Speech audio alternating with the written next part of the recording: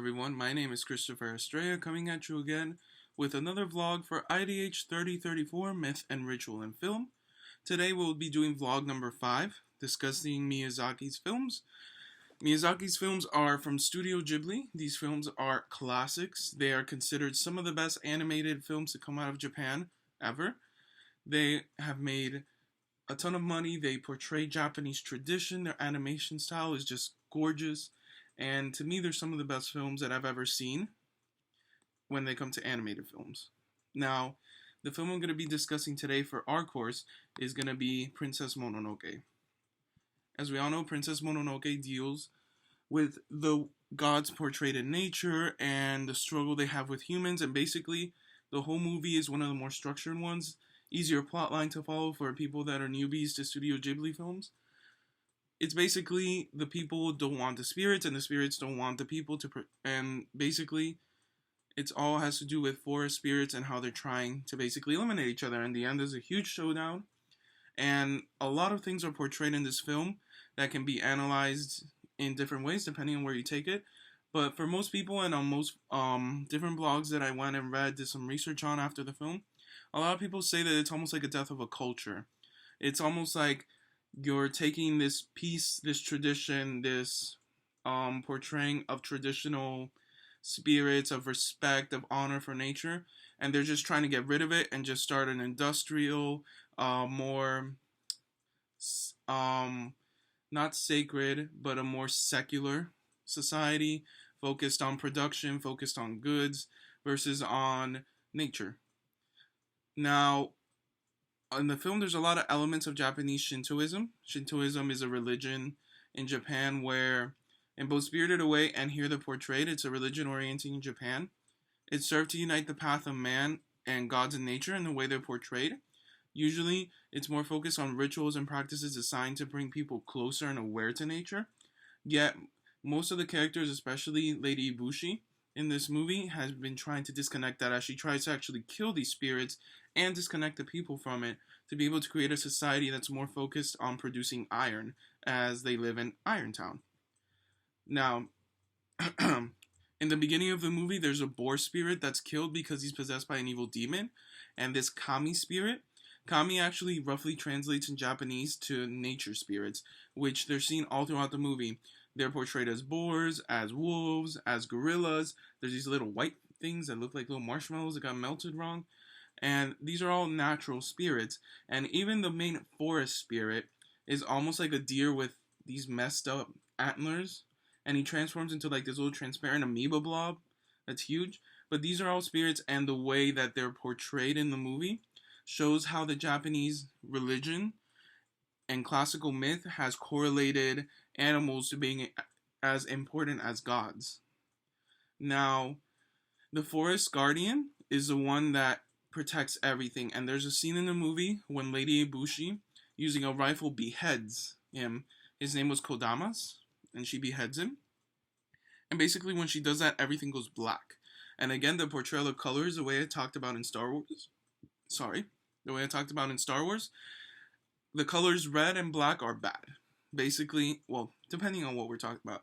But here the color black means death, means sorrow, it means emptiness, it means a void, and that's what basically begins to consume the forest. Because as you go, the green portrays life, portrays vitality, portrays happiness, and that's why at the end, after they give the spirit back his head, the forest begins to regrow again as a meadow, as a green, lush area.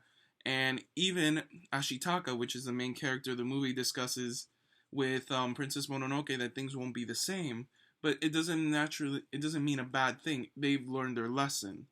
The people of Iron Town, even Lady Ibushi says that they'll rebuild, and they'll rebuild a better town than before.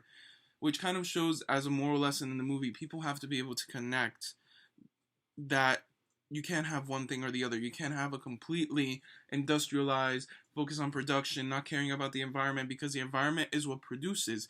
Even they realize that the forest saved them at the end, because what they were trying to kill all along was something that was providing life for them in a certain sense. So the moral of the movie teaches you man versus nature. And man versus nature, just like I discussed in my last vlog, is something that's very crucial to literary works to prove a point. that going against nature most of the time doesn't lead to anything positive. Lady Ibushi is the one that does it. She fights against nature with the boars. She shoots a wolf. She literally has people making rifles for her to fight off these spirits. And Princess Mononoke, on the other hand, is just fighting off these greedy groups of humans. She lives with the wolves. She was raised by a wolf. She thinks of herself as a wolf. And even at the end of the movie, after everything and the people learn their lesson, she can't live with people. She has to stay and almost acts as like a buffer between these two worlds. She's a human that's connected with nature, and she is the epitome of Zen. She basically has learned how to deal with humans, but she's also learned how to protect what's important to the world. Because at the end of the day, the humans are not what's important to the world. Nature has to keep providing for itself and providing for other things other than humans. It has to provide for the animals, for spirits, and for other things. Now, speaking of Princess Mononoke, her and Ashitaka, which is the main character of the movie, who basically also acts as a buffer between Princess Mononoke, the spirits, and Iron Town, Lady Ibushi, all the people, they're kind of seen as a moral compass also throughout the whole movie. They basically keep everyone in line. Even at one point, one of the generals in the army says, what side is he on? Because he never really clearly has a side. He's not fighting to protect the spirits. He's not fighting to protect Irontown. He's fighting for what's morally right. And he doesn't want anyone to get hurt out of this. He doesn't want the spirit to die. He doesn't want the people of Irontown to get hurt. They act almost as a way to balance off the human greed and the dysfunctionality that's occurring throughout everything.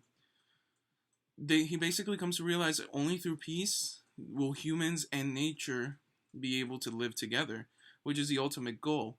In many Japanese traditions, there is an importance between respecting the spirit world and respecting spirits to be able to coexist as a functional society.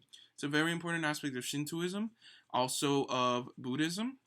You have to be able to coexist not only with yourself, but you have to coexist with nature, connect with it. And this movie employs that in so many different ways. It uses a beautiful visualization for all these different spirits. It portrays them perfectly. The shading, the way that the gorillas that are spirits, they want to eat. For example, they want to eat Ashitaka to gain his power. That's something that we've discussed previously in the class, that if you eat someone, you gain their power. That was a very dramatic scene, and the god, the wolf, decides to protect him. It shows that no matter how bad the humans are, the gods will still try to protect them, even if the humans are trying to get rid of them. So you have to see that this movie teaches a lesson of almost visualizing a culture and a religion in a way that's adaptable and understandable by a large group of people. Children could watch this movie, adults could watch this movie and get different meanings out of it, and you can watch it at different stages in your life. Even seeing the curse that was put on Ashitaka at the beginning, and he was banned by his whole clan. Another person would have gone rogue, would have become a villain, but he took the hero's journey. He took the journey, and he basically went to a city, saved the world technically, and he came out as a better person. So that whole trajectory of the movie, you can take it in so many different ways. You can talk about the spirituality, you can talk about the character development, you can talk about the way that society is portrayed, the way nature is portrayed. There's so many different things in this movie that could be discussed. But I'm already at 9 minutes, so I'm going to leave you all with that. Thank you for watching. Thank you for listening. I will see you guys next time for vlog number 6. Have a nice night, everyone.